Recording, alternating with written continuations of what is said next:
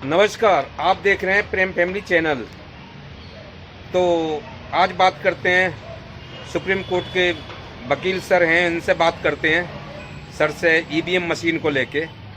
पूरे देश में घमासान ईवीएम मशीन को लेके छाया हुआ है, उस विषय में तो इनकी क्या राय है वो बात करते हैं। और आप सबको, पूरे भारत देश के जो हमारे प्रेस के साथी हैं, भारत देश की 140 करोड़ जनता है, सबको मैं नमस्ते करता हूं और नमन करता हूं। आज मैंने प्रेस कॉन्फ्रेंस बुलाने के मेरे दो सुनियोजित कारण थे। इसमें एक, मध्य प्रदेश, छत्तीसगढ़, राजस्थान जैसे डेटास को लेकर के मैंने पहले प्रेस कॉन्फ्रेंस करके आप लोगों के माध्यम से पूरे देश की जनता को अवेयर किया।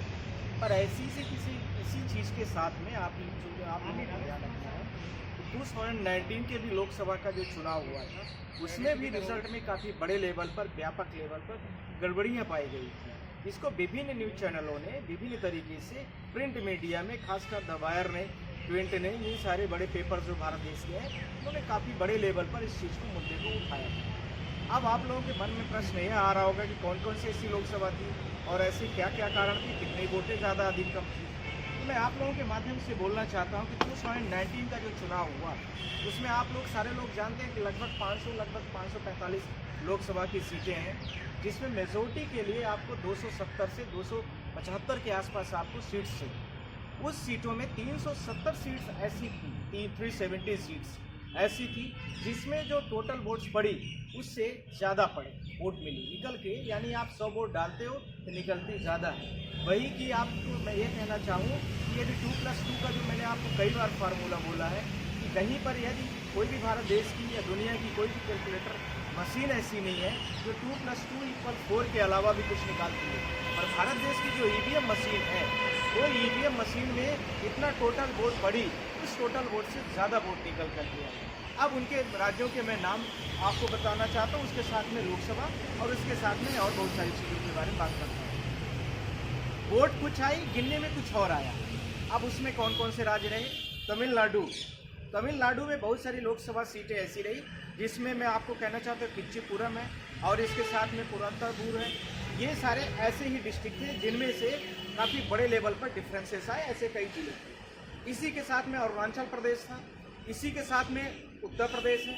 उत्तर प्रदेश में मथुरा की सीट है, उत्तर प्रदेश में बनारस की भी सीट थी, जिसमें बहुत सारे लोगों ने, आप लोगों ने देखा होगा कि सोशल मीडिया में भी काफ़ी, एक पटनायक जी हैं, उन्होंने भी ट्रेंड किया था इसको कि जितना टोटल वोट्स पड़ी, लमसम 11 लाख के आसपास वोट है, और उसमें जब टोटल कैलकुलेशन होके आता है तो ज़्यादा वोट आती है। तो ये कैसे पॉसिबल था? यानी जो हमारे प्रधानमंत्री की है, यानी इसके साथ में और भी जो उत्तर प्रदेश में मथुरा की हेमा मालिनी वाली सीट थी, ऐसे ही बिहार में बहुत सारे लोकसभा सीटों को लेकर के था।